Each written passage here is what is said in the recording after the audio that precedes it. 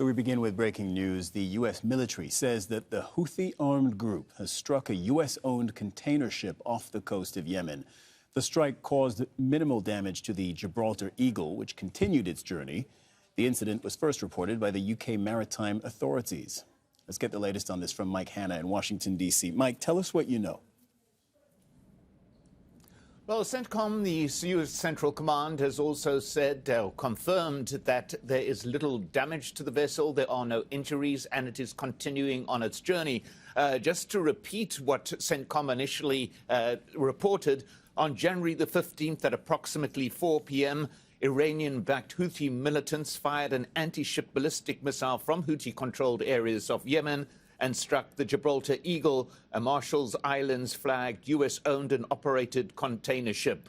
Now, it also says that earlier in the day, there was an attempted missile attack on a U.S. destroyer in the Red Sea. The missile was shot down by a U.S. fighter aircraft. So a series of events happening in the Red Sea in the course of the day. And this is particularly important, given the fact that the U.S. and U.K. aircraft struck at more than 60 targets in the areas controlled by the Houthis in the past few days. Now, U.S. officials have said that they estimate that the Houthi still retain some 3/4 of their ability to launch missiles or launch drones. So obviously the events of the morning have borne this out, that despite these airstrikes, the attacks on shipping in the Red Sea continues, despite warnings from the U.S. that they will respond if it does so.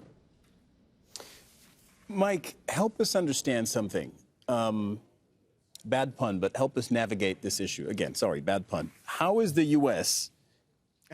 balancing interests between not escalating hostilities in the region? They say they do not want an escalation, and they do not want a wider war in the Middle East. And then at the same time, they want to protect this waterway and therefore neutralize the Houthis' ability to attack these ships.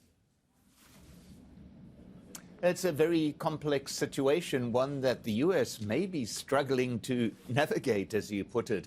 But yes, one of the U.S.'s greatest concerns is the escalation of the violence that has been continuing in Gaza and the occupied West Bank. Now, the Houthis carrying out these attacks are linking it to what is happening in Gaza. The U.S. is attempting to distance itself from that, portraying this as basic acts of piracy on shipping in the Red Sea.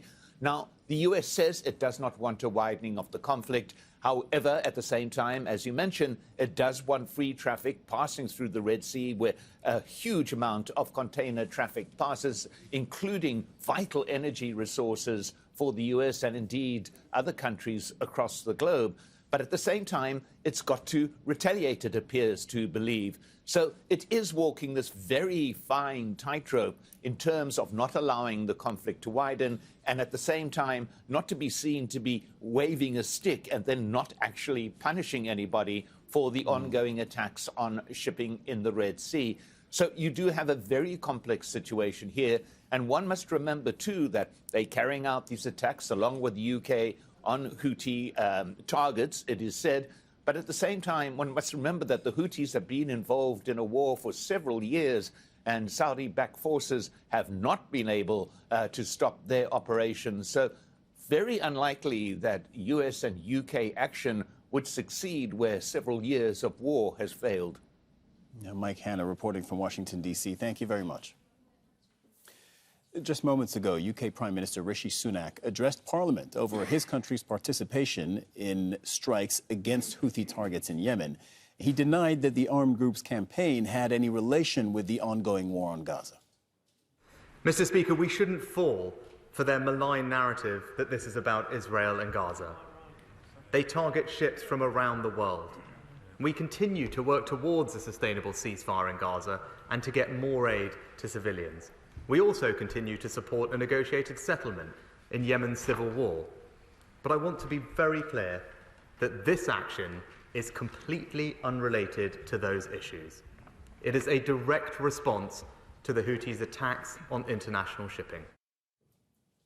All right, Harry Fawcett joins us live from London. Harry, bring us up to speed on the UK's role in all of this. It seems a little bit like a two-man team. I know there's a wider coalition, but it seems a little bit at the moment, especially the last few days, like a two-man team between the US and the UK to, in their words, protect the Red Sea.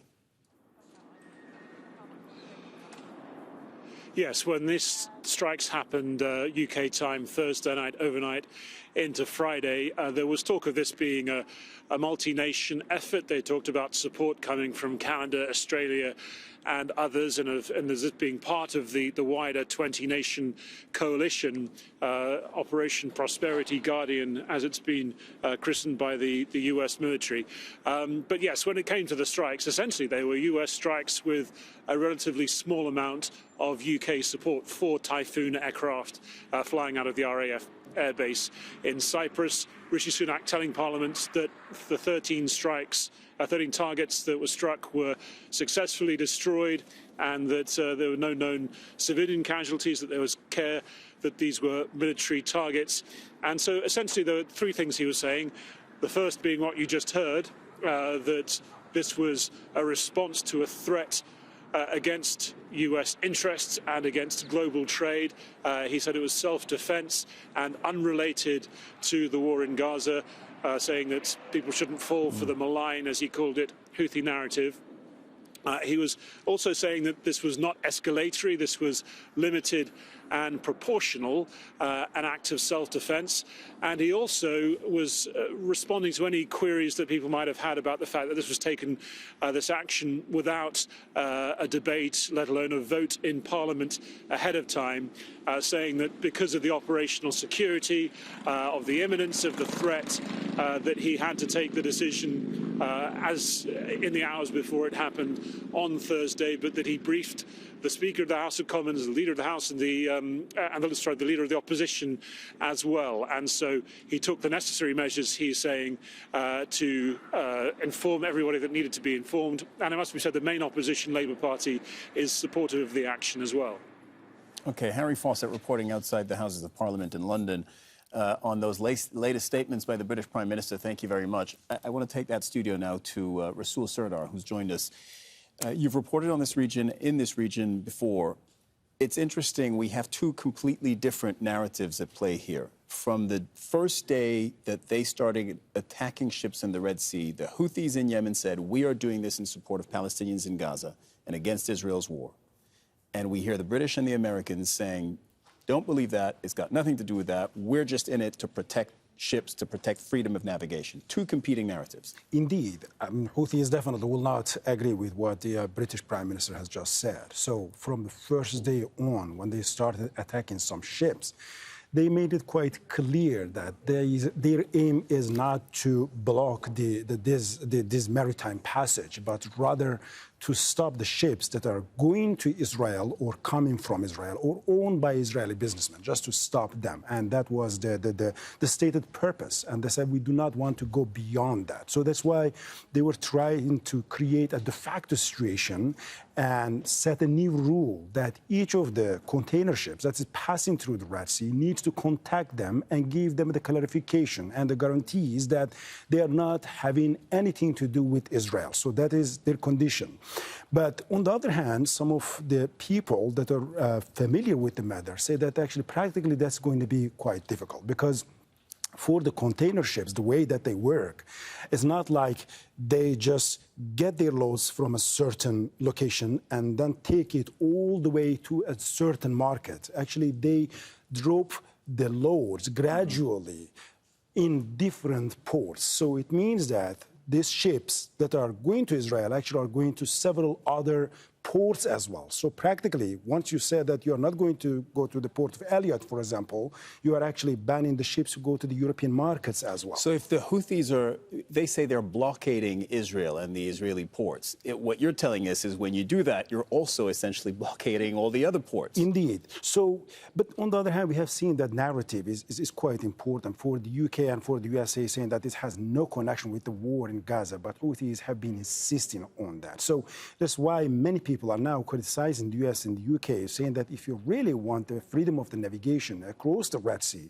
the practical way that you can solve that problem is actually to put an end to the war that's going on in Gaza, put pressure on Israel to stop its war. Because during the ceasefire, 1 week ceasefire, Houthis stopped their attacks on the ships. So that will be much more effectively instead of striking Houthi targets in Yemen, because so far we have seen that U.S. was in a defensive position attacking the Houthis in the Red Sea, but then they took it to the next level and started to attack the Houthi targets within Yemen, which is now almost becoming a regional war. And Houthis are now saying that if that continues, they are going to turn the Red Sea into a burning arena, which probably they are quite serious, because as of now, we see that the UK and the US airstrikes have not been able to deter Houthis. So here, I'm not expecting that Houthis are going to retaliate big time or dramatically. However, the psychological environment that they have created is having a huge impact on the global maritime trade.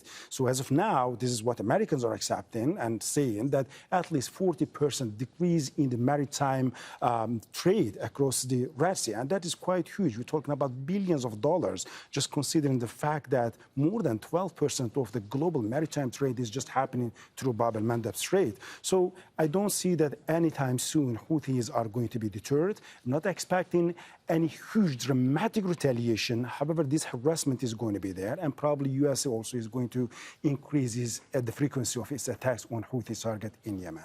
All right, so incremental escalation, incremental retaliation is what you're expecting. Rasul Sardar, thank you very much.